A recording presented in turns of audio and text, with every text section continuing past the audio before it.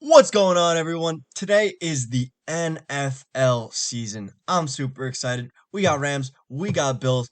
Can't get more exciting than that. Could honestly be the Super Bowl matchup. That's how nice this week one matchup is.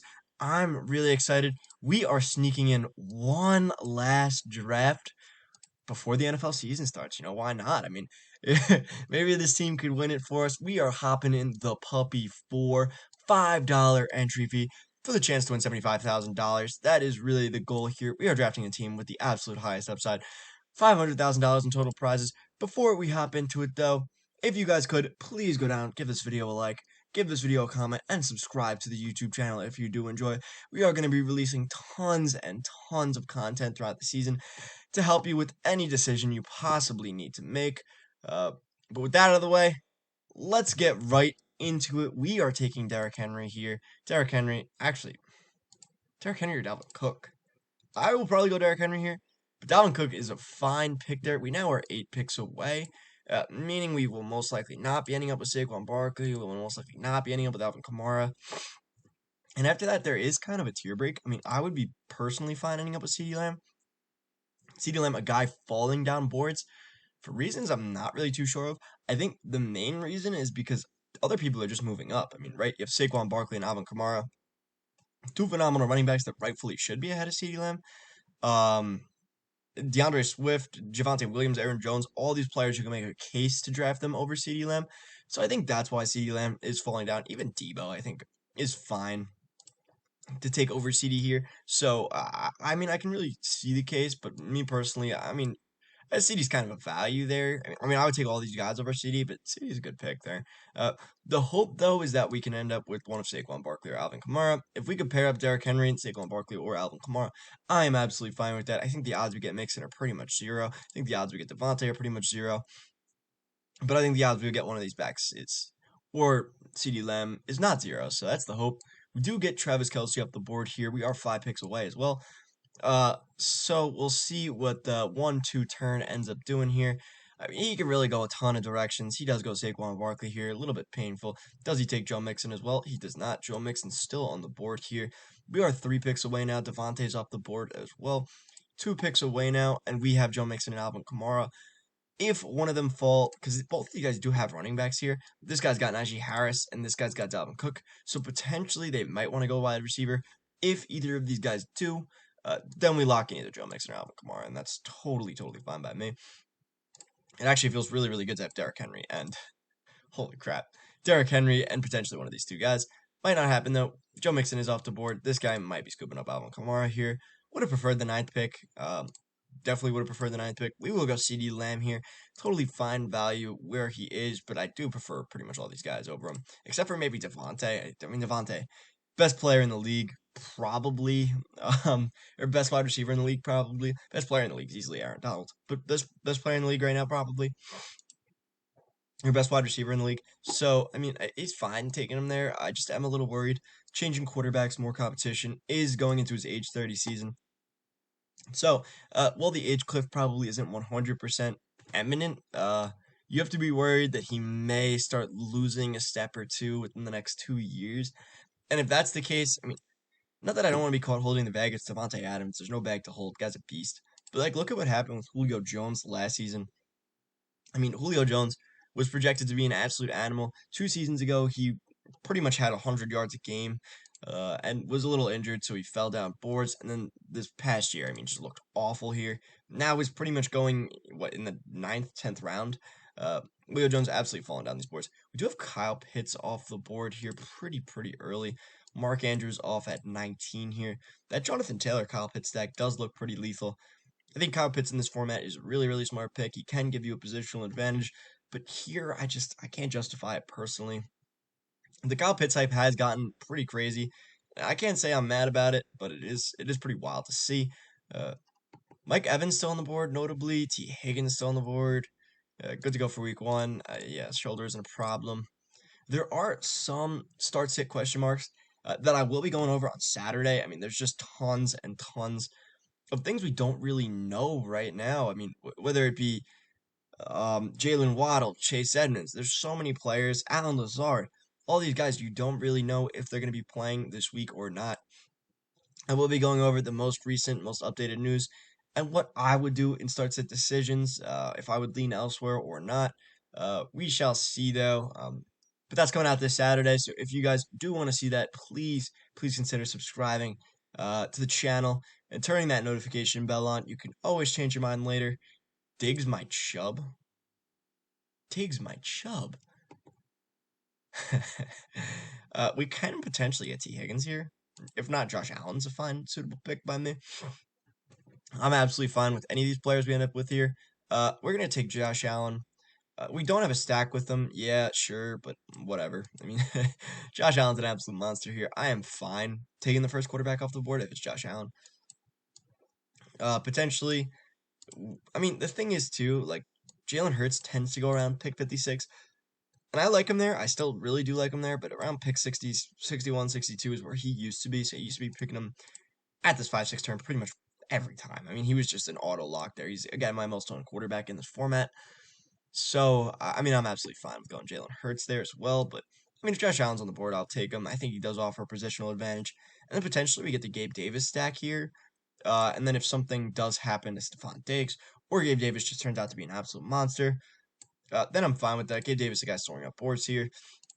We also do have Travis Etienne on the board, a guy I do like to be joined by Robinson in week 1. That is actually crazy by me. I cannot believe coming off a torn Achilles, he's ready to play week 1.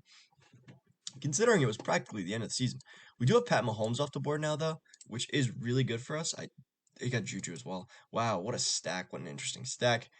I mean, usually you see that stack coming off closer to the 4-5 turn, not the 3-4 turn.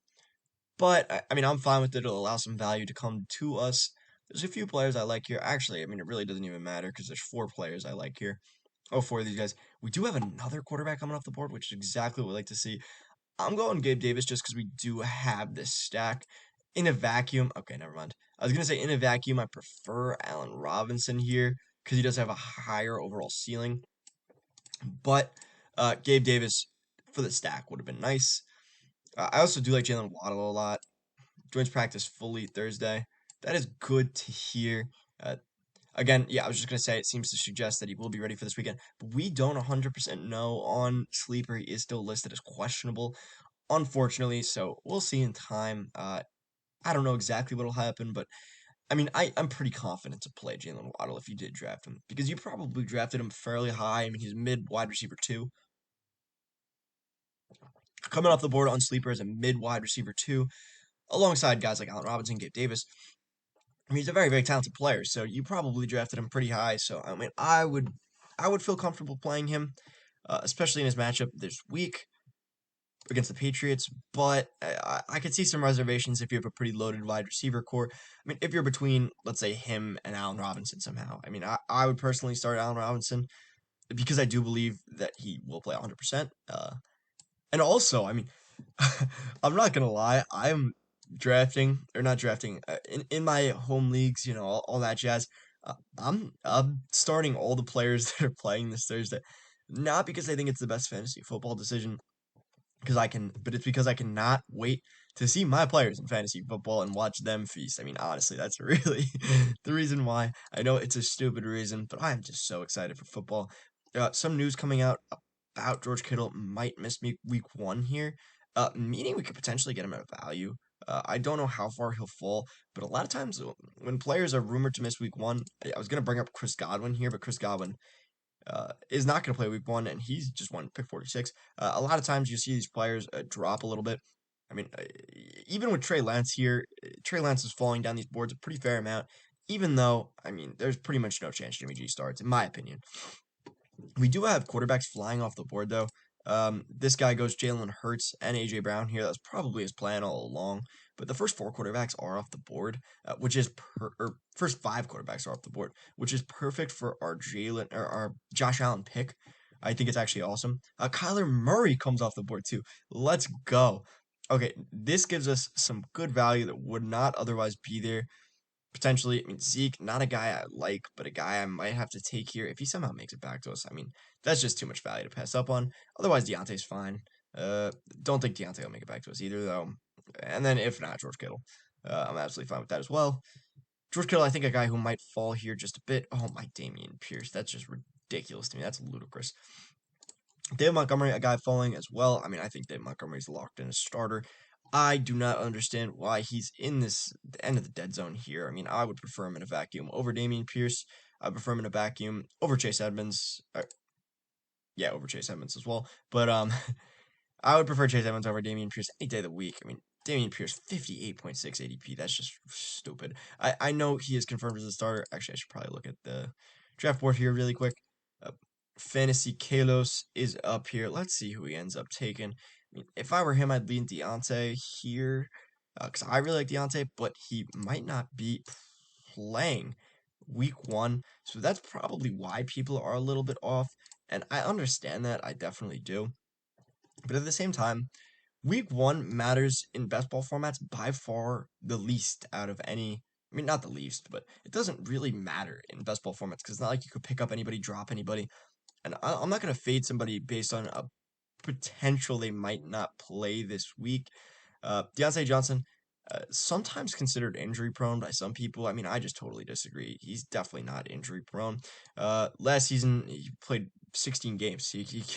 I find it very hard to justify a player's injury prone if they've played multiple full seasons, and Deontay Johnson has. Same thing with Christian McCaffrey. I mean, Christian McCaffrey, yes, you could say he's injury prone, but he has played 3 full seasons, actually, the first 3 seasons of his career. Maybe you could say now the touches are getting to him, but he's not at an age cliff whatsoever. I'm not too worried about him, honestly. Just to be 100% honest. George Kittle coming off the board. This guy already has a tight end, though. What an awful move. Just from a team building perspective, 1 and 2 for me. Just a stupid move. Now I'm torn between going Monty. I probably will go Monty here over Cam Akers. I know fading Cam Akers probably will lead to stupidity. Actually, I might go Mooney here, although I probably prefer Montgomery. I haven't really been grabbing that much Mooney, and I think I can get Chase Edmonds. Actually, no. Can I get Chase Edmonds in the next round? Probably not. Trey Lance coming off the board. That's exactly what I like to see. So it's basically, let's say the next player I can get is like Tony Pollard type, Ramondre Stevenson type. Then that makes my decision a bit easier. Potentially Lazard as well, because Lazard may be missing week 1 as well, not practicing. So maybe I can get Lazard there if he falls. And positional need dictates I should probably get a running back here because our wide receivers are pretty good. So I think I will go with Monty here. Potentially Edmonds as well. I think Edmonds actually has a higher ceiling. Um, Pretty torn. I'm gonna go Chase Edmonds here just because I think it would make for a unique team combination. I don't think too many people have the team I have put together right now, so I'm gonna go for it. You know, why not? Sometimes it's just fun to go out there and get your guys. I mean, this is not a my guys team by any means, but I do like the players we have here. At pick 80, we can target another wide receiver here, and then at pick 89, I'm totally fine going with Kareem Hunt. Kareem Hunt, a guy I really just don't understand why he's still in this range. I mean, I think he's one of the most undervalued players in all of fantasy football right now, and I don't think that puts it too lightly. I mean, for one, he's in an offense with one of the best O-lines in the entire league. 2, Jacoby Brissett is barely going to throw the ball. I mean, I imagine they let him throw the ball once every like 6 plays. I'm like, nah, that's an exaggeration. But I imagine they rarely let him throw the ball. I mean, it's freaking Jacoby Brissett. He's going to be throwing 200 yards a game. And that leaves tons and tons of rushing opportunities for Nick Chubb and Kareem Hunt. So I'm not worried about that. And that's for the first, 13 weeks of the season. And then Deshaun Watson comes back. And Deshaun Watson will feast and open up tons of efficiency in this offense. I think Kareem Hunt's volume may go down, but Kareem Hunt's efficiency will go up. So I look at it as almost like a net neutral situation.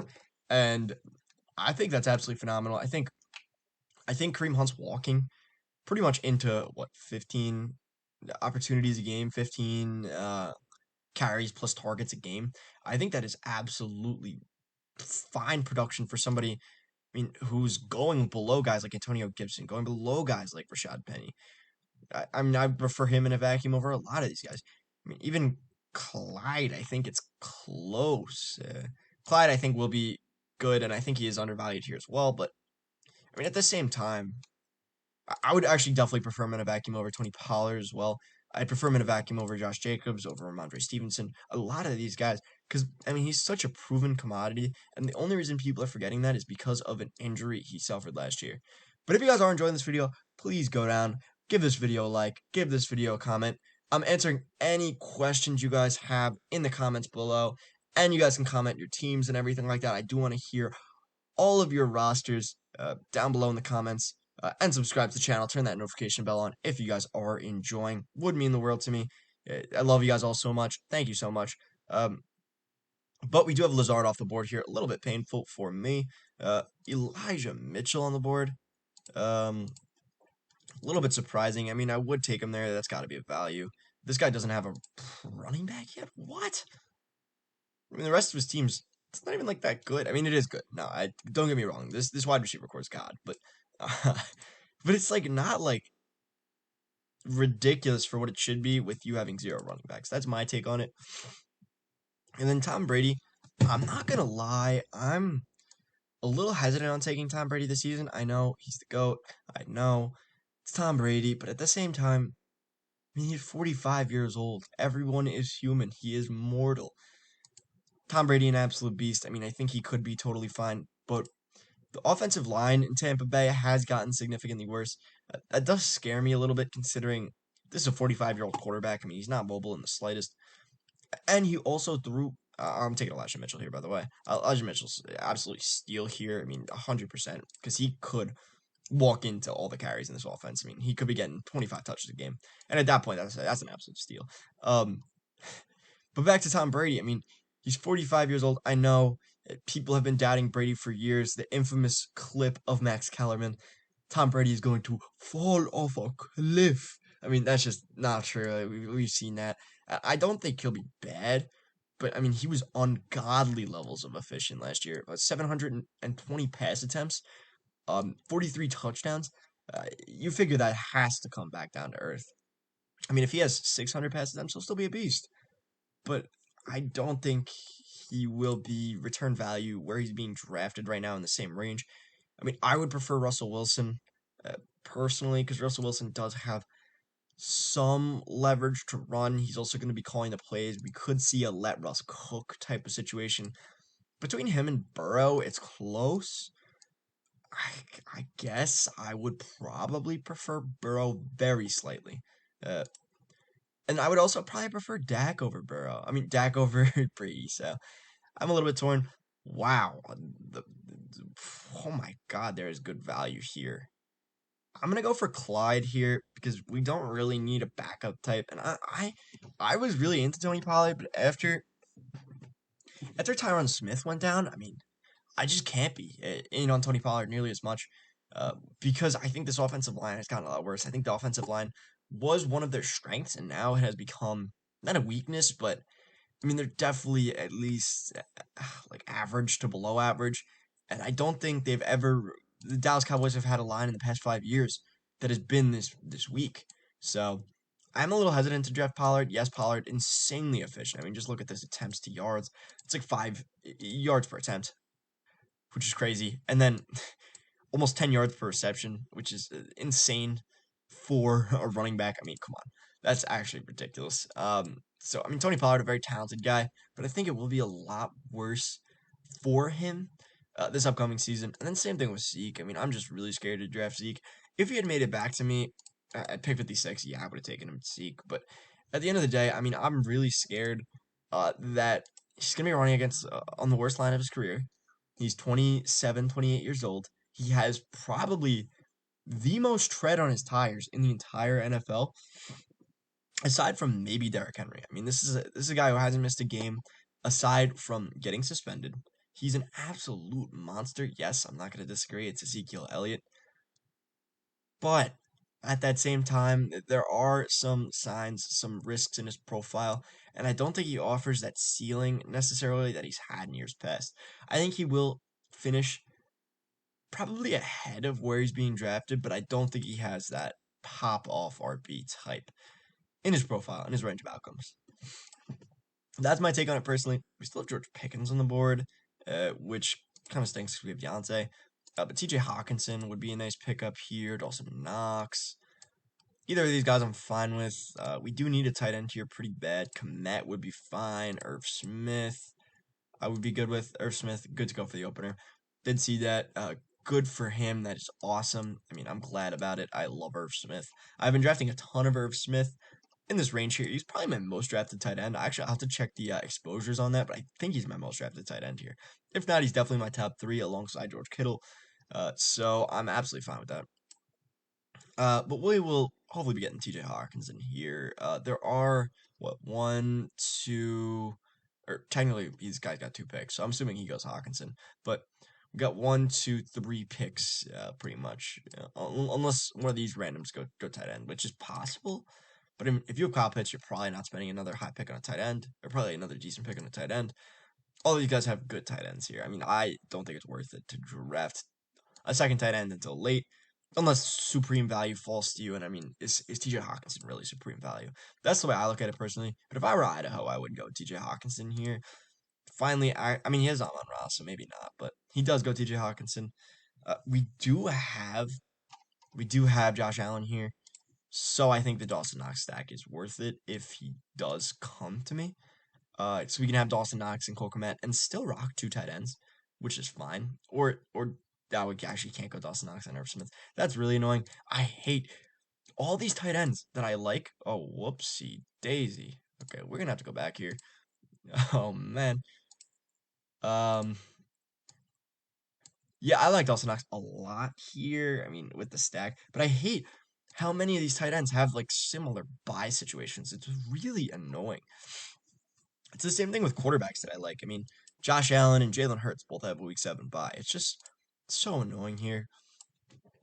But I will definitely go Dawson Knox here 1000% if he somehow makes it back to us. I think Fantasy Galos could snipe him here, but he does have Diggs, so it would make a little bit less sense.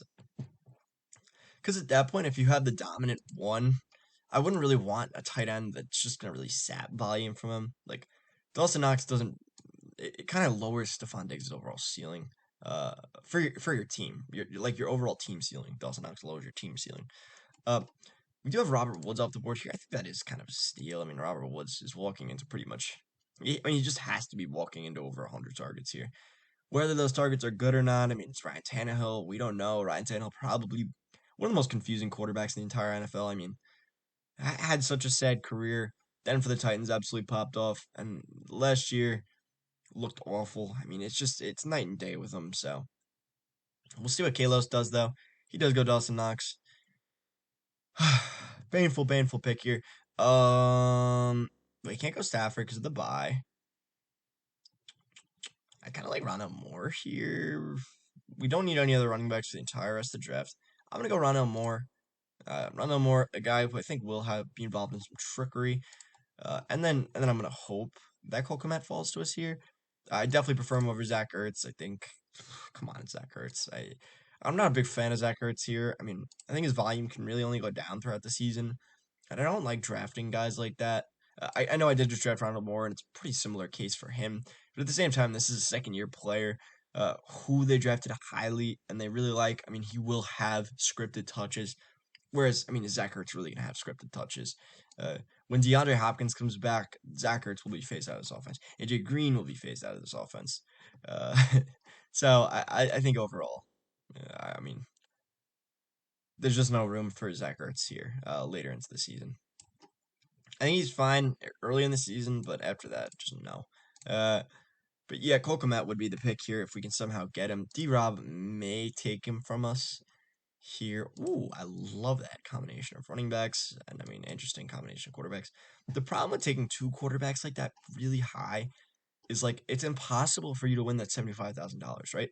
Because not impossible, but way harder because I mean your ceiling is just lower, flat out lower. Yes, your floor is higher, your average floor is higher, but your ceiling is just lower. That's really just the way it is. It's impossible to have a higher ceiling when you're drafting worse players. I mean, Trey Lance will be a beast. I'm not disagreeing with that. Trey Lance is a monster, but Red Hook, please don't snipe me. He's got Gabe Davis. He sniped me once. I like the Sutton pick. He sniped me a few times. This guy has been a little painful to draft next to. Actually, really, really painful to draft next to. But what can you do? We'll see who makes it back to us, though. Mm. He does have Derek Carr as his quarterback, though, so I guess all things even out in time. We'll see who he goes. He goes Melvin. We're taking Komet here. I'm really glad with that. I mean, I feel like this team is just painfully average, honestly. I don't love this team build. I'm not gonna lie. I just think it's a little too average. I don't think there's a high enough ceiling for this team to really win much. I like it, but I mean, drafting from the eighth pick is by far, in my opinion, the eighth and the ninth pick are the two worst picks in the whole draft here. They just stink. They're just such bad picks here because you're getting a guy like Derrick Henry. I would view Derrick Henry and Saquon Barkley as about the same. I mean, in terms of risk, both are pretty similar. Derrick Henry is higher age. Saquon Barkley's had more injuries, but Saquon Barkley's ceiling is definitely higher. And then here at 13, you get to double up with a guy like Joe Mixon, a guy like Alvin Kamara. Both these ceilings are higher than a guy like Derrick Henry. So, I mean, personally, that's kind of where I lean. And then CD Lamb, I mean, he is just a tier below. There's Alvin Kamara, there's Joe Mixon, DeAndre Swift, even, I would say. Um, I mean, he's still a phenomenal player here, but just a little bit of a tier break there. Um, Also, I mean, I just don't understand drafting Travis Kelce at all this season. I don't. I'm not gonna lie. I think it's stupid. Can you explain? Can someone, if you guys wouldn't mind, go down in the comments if you guys are Travis Kelce drafters at the end of the first, beginning of the second here. Let me know down in the comments below what is your rationale. Yes, you are getting a positional advantage, but at the same time, I think I think getting a positional advantage to a position like tight end does not help your advance rates. I was reading up on advance rates the past 2 seasons. Travis Kelce last year was drafted in the same range, and sure, he was the number two tight end. He did not help out your advance rates in the slightest. He did not help you out at all with where he was going. And now he is 33 years old. I mean, age is now a concern. Um, just concerns. I think he is walking into a higher volume, most likely, yes, but at the same time, I'm absolutely worried. I'm worried about Travis Kelce where he's going. I would much prefer Kyle Pitts at his ADP. I would much prefer Mark Andrews at his ADP. That's just my take on it personally. And there is potentially Kittle later here. There's potentially get Dalton Schultz at 83. I just don't understand it. But here we are in a position. I mean, Freiermuth still on the board here. Freiermuth, the guy I do like, but I would prefer to wait around and try and get Irv Smith here at 137. I know it is a risk, but considering, oh, actually, two of these guys don't have tight ends here. That is a risky proposition because after this, there is a tier break here, so it is possible we do get sniped, especially by this guy, Red Hook 22.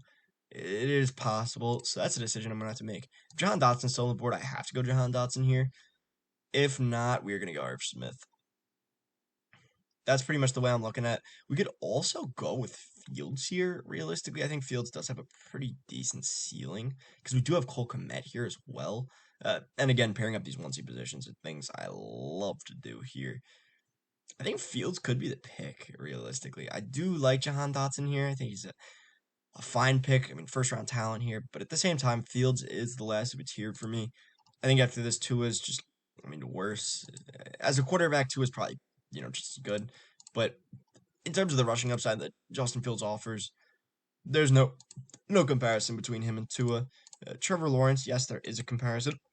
But again, my philosophy is always to pair up these one seat positions, right? Pairing up these one seat positions to hopefully have that high ceiling during the final week. I mean, that's really my goal there. And we've got both these guys at ADP, so I'm absolutely fine with it. And we are going to go Irv Smith here, potentially, if he does make it back to us, which I would be absolutely fine with. It would give our tight ends and quarterbacks the same exact buys, which is a little strange, but this guy does go Albert O here. That is good, meaning Freiermuth could also fall to us potentially. This guy may double up, though, because he did go Albert O early, really early, so he might potentially be looking to double up here. which does make sense. I mean, I wouldn't exactly blame him for that. We do have Hyatt Red 914 going Madison here. We'll see. Fryermuth is off the board. Okay, so there's pretty much zero chance we get Irv Smith here. I'm fine with getting Justin Fields here. I think it's a fine pick. But I think D-Rob will most likely be taking Irv. And then if not, I mean, this possibly still gets sniped anyways. He does not. Wow. Goes Russell Gage here. Tua Tagovailoa. I wonder if he has any stacks. Uh, no, he does not. Wow, interesting. Okay. A little bit surprising there. So we are 2 picks away, 2 picks away from potentially getting Irv. This is the moment of truth right here. This is the guy we have to worry about taking Irv. He goes Trevor Lawrence here. Let's go. We wait the round. We get Irv Smith here. Our team really, really even build. We don't need anything else but wide receivers, which is the position I like to find myself in when drafting. I do. I think it's probably perfect to clear out every position you need except for wide receivers because the thing is it's really much harder to find positions late for every other position, right? I mean, quarterback, you're hoping a Carson Wentz, a Daniel Jones, a proven commodity, a proven bad commodity, ends up becoming better, pretty much, right? Uh, at the running back position, you're hoping somebody gets injured, pretty much. That's really what it comes down to. Tight end position, it's just desolate. I mean, Brevin Jordan might get some volume. That's really, really all there is. But at the wide receiver position, there's so many interesting opportunities, right? Oh, let's say if Sutton goes down, let's say KJ Hamler's the number 2 in this offense. Wow, that would be awesome. He's limited in practice Thursday, though. That is interesting. I wouldn't be surprised if he doesn't play week 1 because, coming off a torn ACL. But Wandale Robinson, he might be the number 1 in this offense. He might be the number 2 here. Christian Watson, he may be the number 2. A guy finally starting to come up these draft boards again. I mean, there's just so many types of different situations here that it's really hard to predict exactly what wide receivers are going to be the wide receiver 1 and wide receiver 2 in their offenses. I mean, there's some really obvious ones like Jamar Chase is going to be the wide receiver 1. Justin Jefferson's going to be the wide receiver 1, but there's other situations that are really, really ambiguous. I would bring up the Chiefs, for example. I mean, we really have no idea exactly who the Chiefs are going to be. Uh, is Juju going to be the one? Is MVS going to be the one? Will Sky Moore have a significant role? What's Travis Kelsey's role? Um, we really just don't know. And that's why I think going for the wide receiver position is the best. Whereas, I mean, looking at this, it's like Isaiah Pacheco, there's 4 running backs in this roster. I mean, most likely will not be getting a lot of work. Tyler Algier, the 3rd running back in this roster, most likely will not be getting a lot of work. Now, these guys are fine to draft here, I think, in my opinion, because if they do get work, yeah, that's awesome. But the odds they get work are really, really low, or any serious amount of work at least. I think they'll probably sprinkle in some carries for Pacheco. They'll probably sprinkle in some carries for Algier here, but I don't think it's going to be anything major. Um, there is one exception to running back rooms that are really, really confusing, and I would say that's the 49ers. 49ers always have the most confusing running back situations. And then also situations where there's like a clear number 2. Um, there's a few situations like that that I really popping out to me right now. Khalil Herbert, clear number 2. I mean, if Devin Montgomery does go down, Khalil Herbert's getting all the work. That I'm fine taking there. Benjamin, I kind of view as the same thing. He will be getting all the work, or most of the work, if something happens to James Conner. And I think he's a nice stash to have. We're going to be on Christian Watson here a little bit early. I'm fine with that. I love Christian Watson. Again, my most drafted player. So, and also the thing is, if Lazard doesn't play for whatever reason week 1, which is possible. I mean, right now it's pretty wishy-washy. If he doesn't play week 1, Christian Watson is walking into an insanely good situation. I mean, he's competing with Sammy Watkins, Randall Cobb, and Romeo Dobbs. These are wide receivers you don't really have to worry about all that much. I mean, Sammy Watkins week 1 is insane. I'll give him that. But Randall Cobb, I mean, he's a shell of his former self. And then Romeo Dobbs, also a rookie. So we'll see exactly who, but I will gladly take a discount, potentially wide receiver 2 in the Green Bay offense. I mean, any day of the week, I will gladly take him. It is a confusing situation, but again, that's what I was preaching just before. This is a confusing situation where if he ends up taking the full job here, the number 2 role here, he's going to be absolutely phenomenal. Especially for Aaron Rodgers. I mean, you figure, is Alan Lazard really going to be dominating all of these, you know, all of these targets in Green Bay? It is certainly possible. I think Alan Lazard is a beast, but at the same time, I mean, he's not going to have the same black hole type of effect that Devontae Adams has had in years past. So that leaves room for Christian Watson. We are probably going to go Alec Pierce here. Van Jefferson could be an interesting pick as well. A guy I do really like.